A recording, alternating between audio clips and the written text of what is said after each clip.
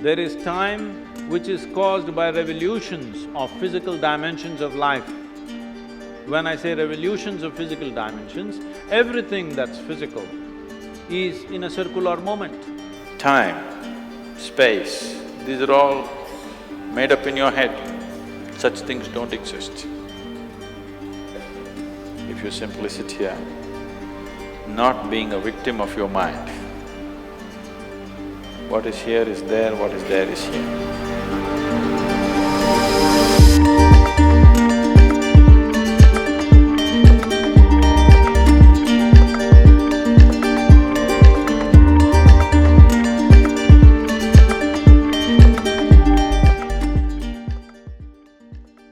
From yogis of ancient times to popular movies like Interstellar, there have been stories and some seemingly real instances about time travel. Is time travel really possible? If yes, how can I make myself capable of time travel? See, these things have been misunderstood very badly because science and mysticism is coming to you from Hollywood movies, unfortunately. In this culture, we've had people whom we refer to as Trikalagnanis. There are three dimensions of experience in your life. There is something called as past, which is a bank of memory within you. There is something called as present, which is a living experience right now. There is something called as future, which is the power of our imagination. So your life experience is happening between memory, present experience and imagination. The problem with most people is, these three things are not clearly distinguished in most human beings. This is why something that happened 10 years ago, you can still suffer, isn't it? Huh? Something that may happen day after tomorrow, you already suffer. What happened 10 years ago or even 10 days ago, does it exist right now? Does it exist right now? No. What may happen day after tomorrow, does it exist right now? No. So if you suffer something that does not exist, should we call you sane or insane? Hey, it's a question, don't clap, it's a disgrace. If you are suffering something that does not exist, is it sanity or insanity? How many people that you know, including yourself, are insane like this? They suffer things which don't exist. Nearly 99.99, isn't it? Happening all the time. So these are all idiots who are doing time travel.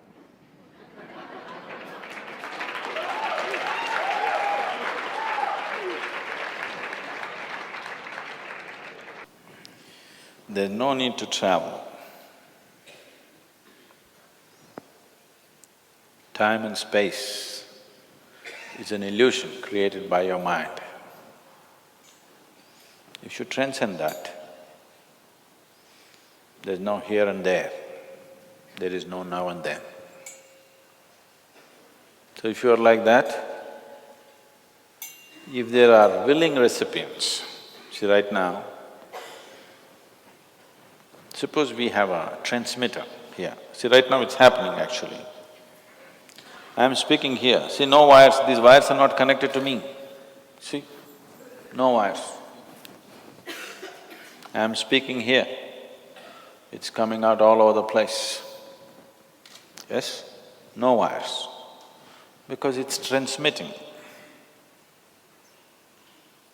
Because it's transmitting, what I speak here is all over the place. So, your ability to transmit yourself, to what extent you can, simply depends on to what extent you are not.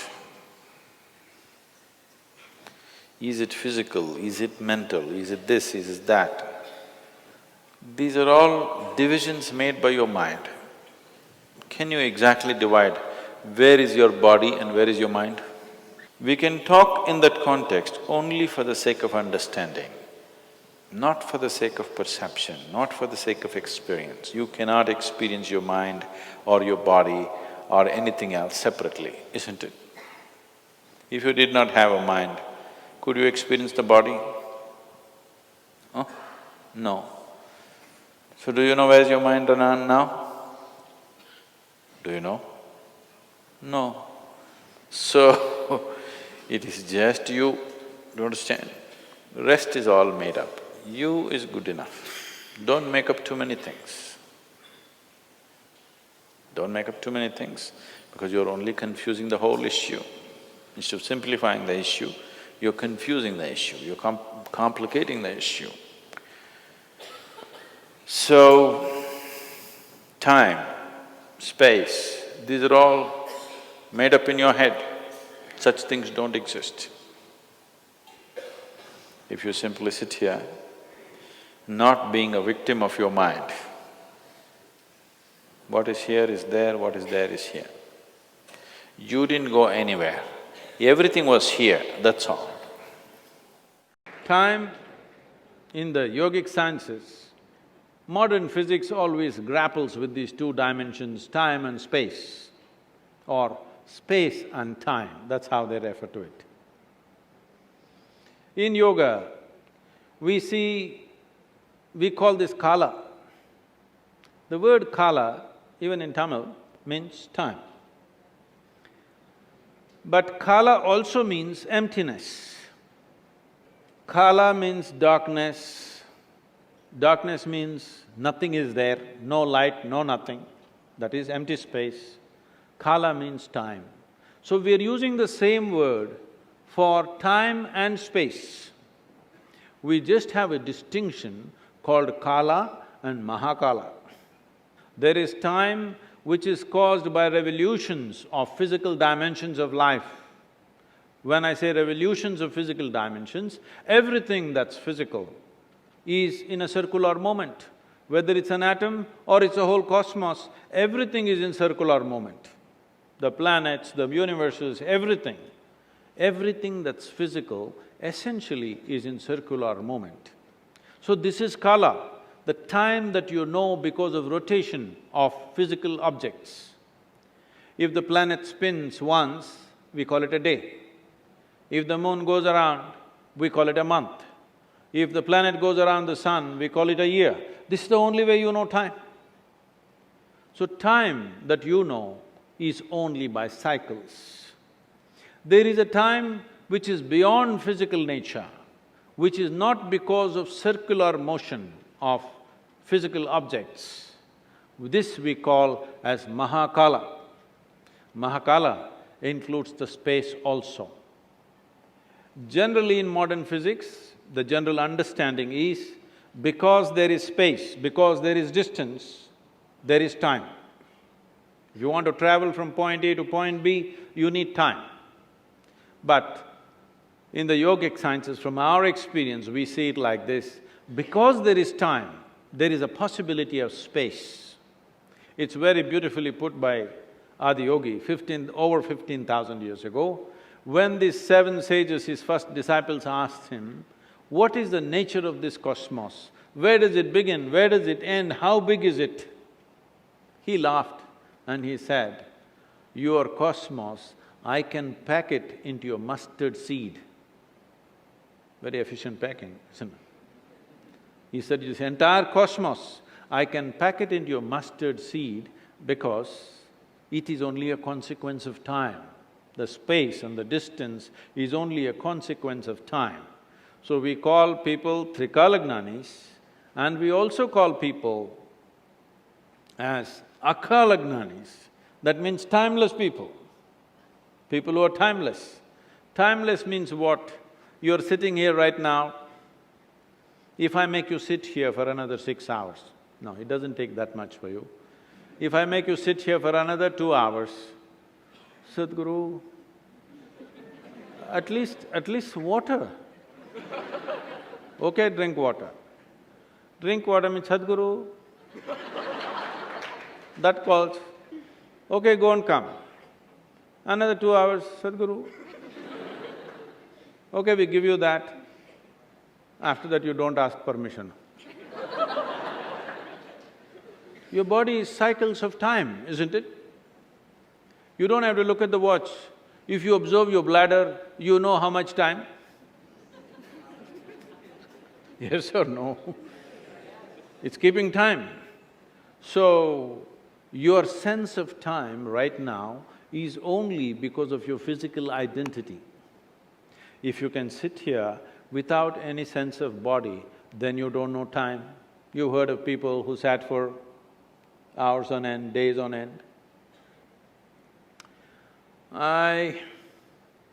This happened to me at a certain point when I was little older than you, I was 25.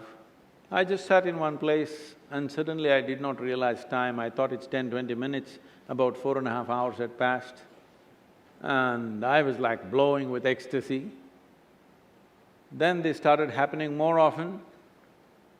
If I just sat in one place and I think it's 2 minutes, hours, 7-8 hours have just passed away. One day I sat down and I thought it's maybe 25-30 minutes. I was sitting in a rural space around Mysore, and when I opened my eyes, the big crowd, India being what it is, the garlands around me, people are trying to molest my feet. And I say, where the hell did you come from? Then they say, you've been sitting here for 13 days. I thought it's only 25-30 minutes. Only when I tried to open my legs, I found my knees were locked up. It took a lot of effort to straighten them. But in my experience, I thought it's only 25-30 minutes. But when I say this may be a little difficult to grasp. But have you noticed, on a particular day you were very joyful. 24 hours, poof, went off like 10 minutes. Is that so? Another day you're a little depressed. 24 hours feels like a lifetime. Yes or no? Time is a very relative experience. People say, how long a minute is depends on which side of the bathroom door you are. You go there and knock and they say, hey, just 1 minute, wait.